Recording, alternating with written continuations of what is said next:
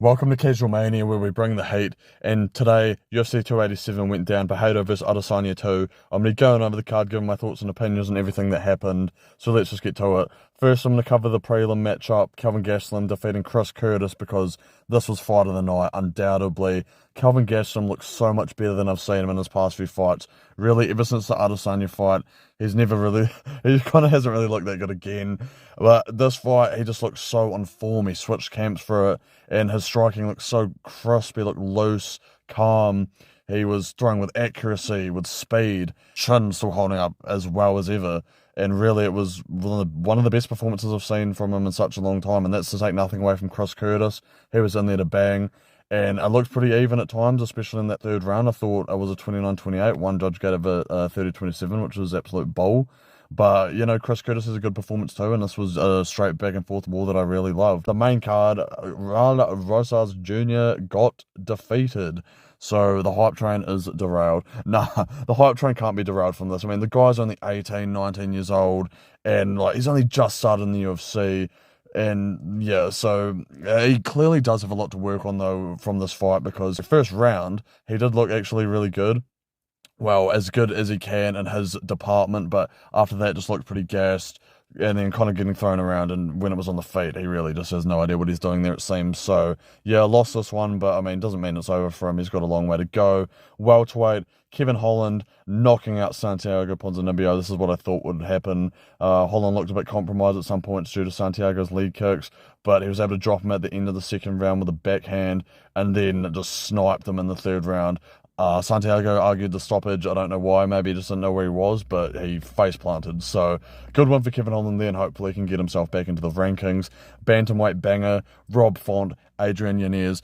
This this is not how I thought this fight was going to go at all. I was for sure that Yanez would be able to get this done against Font. I just thought Yanez looked real explosive and good in his last few fights. And, we've seen Rob he's taken quite a bit of damage, get dropped a few times in his last couple as well.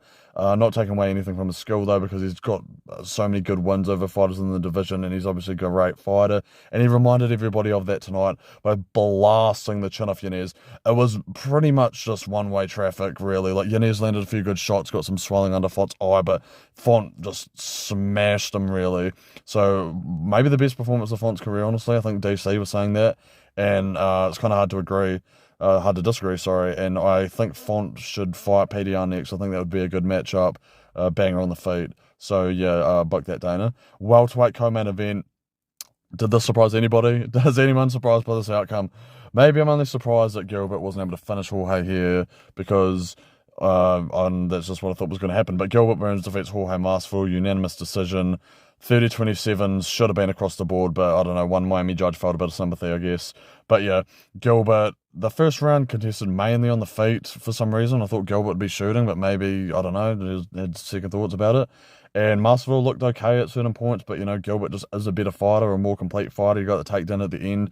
Second round, just took him down, held him down for the majority of it. Third round, he was dropping bombs on Masvidal. To be fair, Masvidal's chin was holding up against it because he was cracking him.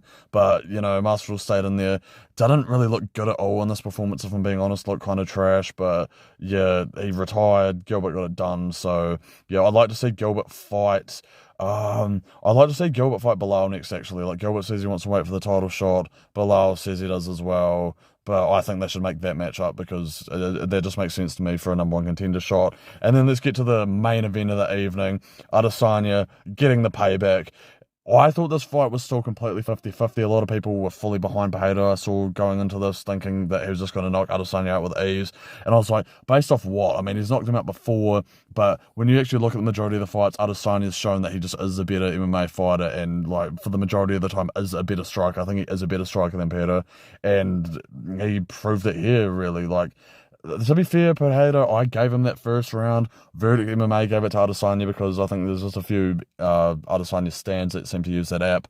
But yeah, I think Pereira won that first round clearly, landing so many damaging, they look brutal, those leg kicks. I think he landed more in the first round of this fight than he landed in the entirety of the last fight, and you saw the damage that it did to Adesanya there. He just got too cocky though. Palatine got too cocky. He forgot who Adesanya is. He just walked forward, had no respect for his opponent at all. And when it looked like Adesanya was rocked literally one time, he just went into the firefight and paid for it with his chin. And Adesanya has got revenge. He's taken back his world title. And I just don't really care about the trilogy just because I think Adesanya's got the better of him for the majority of these fights. Like, I don't really care about it too much.